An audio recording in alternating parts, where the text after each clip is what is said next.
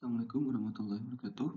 Selamat berjumpa kembali dalam Get to Know berikutnya. Kali ini kita akan membahas sedikit mengenai quizzes.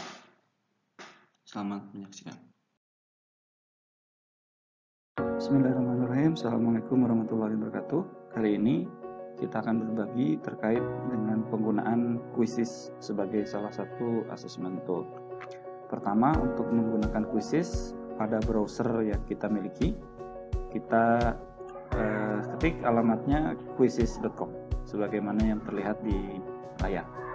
Kemudian catatan yang berikutnya yang perlu diingat bahwa penggunaan quizzes, pembuatannya hanya dapat dilakukan dengan menggunakan laptop, sedangkan penggunaannya nanti bisa menggunakan aplikasi yang dapat di-download di App Store atau di Play Store. Baik, untuk memulai, pertama kita harus masuk dulu. Jika Anda sudah memiliki email berbasis Google, sebaiknya jangan menggunakan fitur sign up, tapi cukup menggunakan fitur login. Pertama, login, dan kemudian login with Gmail.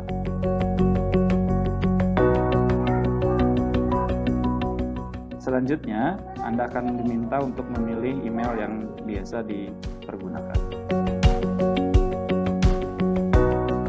Nah, setelah masuk ke sini, biasanya bagi pengguna baru akan diminta untuk memilih penggunaannya for school atau for personal atau for work. Maka kita pilih saja yang for school, dan kemudian ketika dipilih peran Anda apakah sebagai student atau sebagai teacher, Anda pilih sebagai teacher. Jika tampilannya sudah seperti ini, maka hal yang pertama yang dapat dilakukan adalah membuat soal quiz baru. Klik create, kemudian create quiz.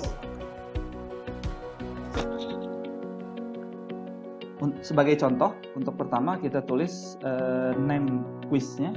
Name quiznya, misalkan saya membuat serbi Bandung. Kemudian relevan subjeknya bisa dipilih salah satu, 1 sampai maksimal 3 yang relate dengan ini. Saya misalnya contoh ambilnya fun dan kemudian other. Bisa maksimal 3. Ya, saya pilih fun dan kemudian other. Next, setelah itu selanjutnya kita akan dihadapkan pada proses pembuatan item soal. Yang pertama, ada beberapa jenis item soal yang dapat dibuat. Ada multiple choice, artinya hanya memilih satu opsi dari sekian banyak pilihan. Kemudian ada checkbox, artinya checkbox ini memiliki kemampuan untuk memilih lebih dari satu opsi jawaban pada beberapa pilihan. Kemudian ada fill in the blank. Fill in the blank ini memberikan isian pada atau melengkapi bagian yang kosong. Kemudian ada polling dan open-ended, atau kalau di Google Forms seperti short answer ya, jadi jawaban bebas terbuka. Dan kemudian satu lagi adalah slide. Ini salah satu yang baru, seperti slide di PowerPoint untuk menyampaikan materi. Pada bagian ini yang dapat saya rekomendasikan untuk dipergunakan dari quizzes adalah tipe multiple choice dan checkbox. Kenapa hanya 2? Karena yang 2 ini yang memungkinkan untuk proses pemeriksaan secara otomatis oleh quizzes, sehingga kita harus memasukkan kunci jawabannya. Baik, kita akan mulai. Yang pertama, multiple choice. Multiple choice, kita tuliskan misalkan pertanyaan yang pertama.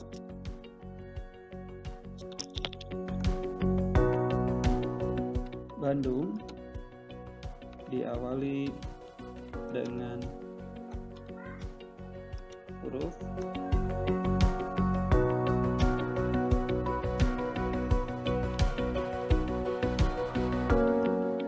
Nah, setelah opsinya kita isi, maka kita pilih salah satu jawaban atau kunci jawaban yang kita anggap benar. Misalkan ini.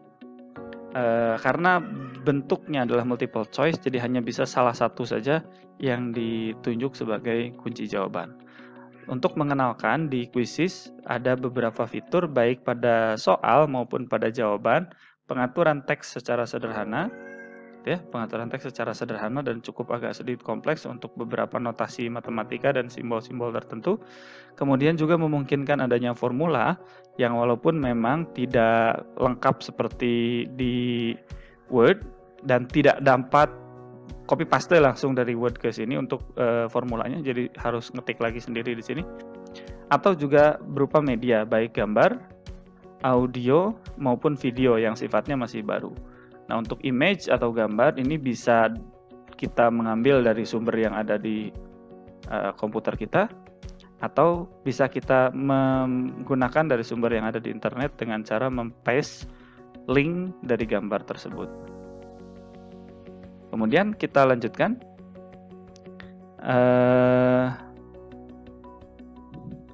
Ini explanation hanya untuk yang super ya, tag topik, kemudian bisa kita abaikan sementara. Dan kemudian ini waktu pengerjaan kita bisa tentukan dari mulai 5 detik sampai 15 menit. Khusus untuk tipe multiple question, standar awalnya diberikan 30 detik. Kita akan pertahankan seperti itu. Kemudian kita akan simpan. Save. Pun demikian dengan beberapa bentuk soal lainnya seperti checkbox ya, dengan beberapa opsi lain menggunakan cara yang sama, yaitu dengan menuliskan tulisan soalnya di sini dan kemudian jawabannya, opsi-opsi jawabannya, kemudian kita simpan. Kemudian perbedaannya pada bentuk soal checkbox hanya pada jenis jumlah jawaban koreksi yang benarnya. Ini bisa lebih dari 1, bahkan bisa 4-4-nya, atau bisa sejumlah pertanyaan yang kita sebutkan. Dan untuk checkbox, standar waktu yang diberikan oleh Quizizz adalah 45 detik gitu. Kemudian perbedaan untuk multiple choice yang digunakan menjadi jenis pertanyaan benar salah adalah hanya pada opsinya saja. Pertanyaannya berupa pernyataan, kemudian opsinya menjadi benar atau salah. Demikian adalah cara untuk membuat soal baru dalam Quizizz. Ada cara lain yang lebih cepat untuk membuat soal, memasukkan soal ke dalam Quizizz, selain dengan cara manual satu persatu membuat soal yang baru, kemudian ditambahkan kembali soal yang baru, yaitu cara yang singkat dengan menggunakan import from spreadsheet. Dengan mengklik tombol ini, kemudian kita akan dapat mendrag atau mengklik gitu ya bagian ini untuk memasukkan file Excel yang sudah kita susun sebelumnya dengan berisikan soal-soal yang akan kita sajikan pada Quizizz. Template format Excel tersebut dapat diunduh di bagian ini. Untuk memperlihatkannya, ini adalah contoh template Excel yang digunakan. Ini bagian A adalah untuk pertanyaan, bagian kolom B adalah untuk jenis pertanyaan yang tinggal kita pilih jenisnya apakah multiple choice, checkbox atau yang lainnya. Kemudian bagian C sampai G sejumlah 5 kolom adalah opsi-opsi jawaban yang terdapat pada soal atau quiz yang akan kita masukkan di Quizizz. Kemudian kolom H adalah untuk kunci jawaban. Jika kunci jawabannya multiple choice cukup 1 saja, seperti ini, 1, 2, 4 dan seterusnya, kecuali untuk yang checkbox. Wah, tambah kudu di cut. Kecuali untuk checkbox, Allah Akbar, ingin. Kecuali untuk yang checkbox harus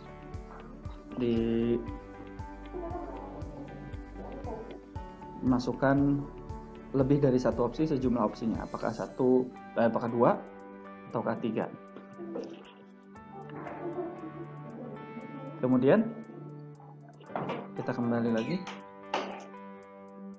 Nah, kita coba masukkan file template yang sudah saya buat. Ini misalkan sudah saya buat, tinggal dimasukkan dan kemudian akan memunculkan jumlah soal, jumlah 7 atau 8 soal, 7 ya, 7 yang sudah saya buat. Ini kemudian berapapun jumlah soal yang Anda buat dapat dimasukkan ke dalam quizzes, asalkan sudah terstruktur dalam template yang sudah dibuat sebelumnya. Kemudian klik save. Dan secara otomatis jika ini question 3, ini question 2, maka secara otomatis 7 question terbaru yang sudah dibuat tadi akan muncul sehingga totalnya menjadi 10 question. Jika sudah semua pertanyaan sudah dianggap selesai, kemudian tinggal klik done sehingga akan muncul pop-up. Bapak Ibu bisa menambahkan atau Anda dapat menambahkan gambar dari yang ada di komputer kita, atau juga dapat paste dari link gambar yang bisa di search misalkan di Google, seperti gambar Bandung misalkan, apapun itu nanti yang akan muncul Bandung. Nah, misalkan gambar ini Gedung Sate,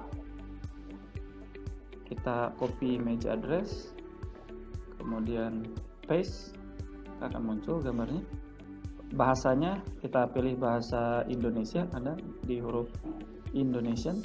Kemudian grade-nya, karena ini tidak terkait dengan kindergarten kelas 1 sampai kelas 12, tidak universitas, maka bisa dimasukkan ke professional development.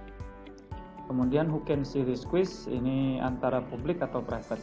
Jika soal quiz yang dibuat untuk mata pelajaran tertentu atau mata kuliah tertentu bisa disetting ke dalam bentuk private supaya tidak dapat di search, dapat ditemukan oleh pengguna lain, jadi khusus hanya untuk Anda saja sebagai pembuat quiz.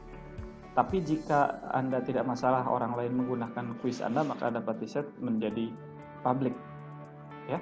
Jadi public ini untuk soalnya nanti bisa diakses bisa dilihat dan dicontek ya istilahnya oleh orang lain.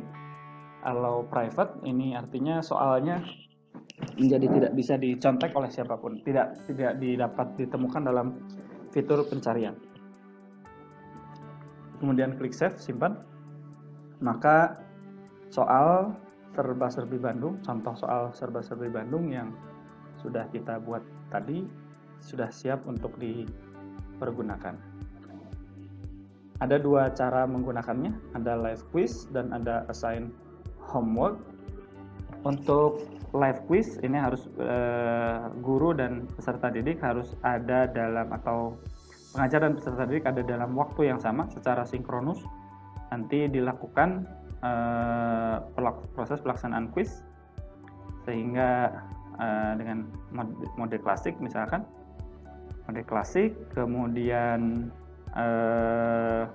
pengaturan power up gitu ya, untuk fitur power up ini juga bisa di on dan di off kan. Sebelumnya ada partisipan attempt-nya di set menjadi unlimited karena supaya tidak login pesertanya, karena kalau di set lain maka peserta didik harus login terlebih dahulu. Name factory ini kita off kan saja supaya peserta didik dapat men-setting namanya masing-masing. Kalau diaktifkan maka nanti nama usernya akan di random oleh quizzes. Kemudian show answer during activity ini bisa diatur oleh kita bisa off kan terlebih dahulu. Show answer after activity ini boleh di on kan. Misalkan kita ingin ada kunci jawabannya disampaikan di akhir ketika peserta sudah selesai menjawab. Ini pun sama, jika setiap selesai mahasiswa menjawab ingin diberitahu jawaban yang benarnya yang mana, ini tinggal di on kan. Tidak apa-apa, tergantung kebutuhan. Timer untuk diperlihatkan ya, untuk memperlihatkan waktu. Pada dasarnya ada poin yang diperhitungkan di setiap jawaban benar yang dijawab oleh peserta didik.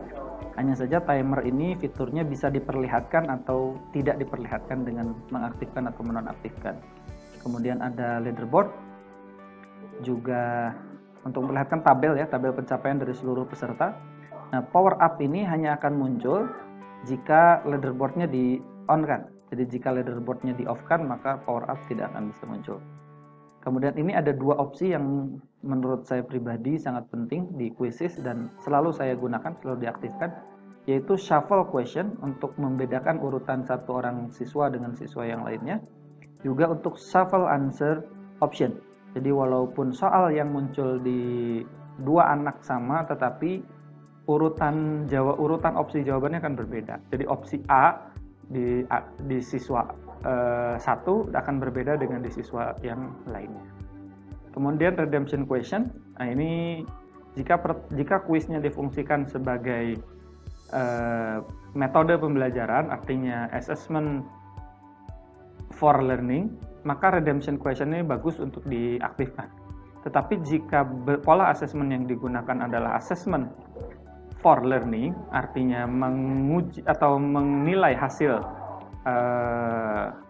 belajarnya, maka sebaiknya redemption question ini dinonaktifkan. Sehingga pada saat peserta didik selesai mengerjakan soal, tidak akan muncul kembali soal yang salah ya, soal yang dijawab oleh peserta didik kita dengan salah. Kemudian sebagai bagian dari gamifikasinya dapat dimunculkan memes. Nah, memes ini sebagai bagian dari fun-nya ya, bagian dari fun yang menjadi fitur khusus yang hanya ada di quizzes. Saya pikir di yang lain sepertinya belum ada. Bisa menggunakan beberapa memes yang sudah ada nih. Kita bisa melihat meme setnya ketika jawaban benar, misalkan ada gambar dengan tulisan tertentu. Tapi jika dianggap tidak relevan, kita bisa membuat sendiri beberapa memes yang kemudian lebih bermakna ya kepada peserta didik kita. Contoh misalkan yang benar ini kita kasih foto kemudian tulisannya mantap jiwa, atau misalkan ketika salah tulisannya haju. Dan lebih dari satu bisa kita buat masing-masing. Jika untuk yang live quiz ini itu saja pengaturannya, kemudian klik continue, maka akan muncul kode quiz yang ini di-share dan kemudian diperlihatkan kepada peserta didik kita. Setelah peserta didik kita masuk dan kemudian daftarnya akan muncul di bagian bawah ini, maka kemudian kita start dan pada saat itu juga akan mulai. Dan untuk mengakhirinya juga akan end, kemudian kita akan akhiri. Kita akan coba lihat satu lagi bentuk pengaturan untuk yang quizzes digunakan untuk homework, ya, assigned sebagai homework. Sebetulnya pengaturannya sama, yang membedakan hanya adanya waktu deadline saja. Waktu deadline saja di sini, deadline-nya kita bisa setting tanggal berapa, jam berapa. Setelah itu, jika sudah di bawah, opsi lainnya cenderung sama dengan live quiz. Maka tinggal klik continue, maka akan muncul kode yang tadi sama. Hanya saja siswa tidak memerlukan start dari kita, karena ketika peserta didik mengakses kode ini atau link yang dibagikan ini, maka secara otomatis akan memulai kuisnya. Setiap orang akan mulai kuisnya. Dan jika dianggap sudah selesai semua, maka tanpa harus menunggu deadline yang ini habis, kita bisa langsung end assignment secara manual. Pun jika tidak kita secara manual, maka link yang dibagikan ini akan menjadi tidak aktif tepat pada saat deadline ini.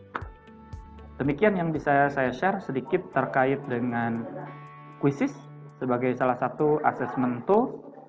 Semoga bermanfaat. Terima kasih Anda telah menyaksikan Get to Know Quizzes.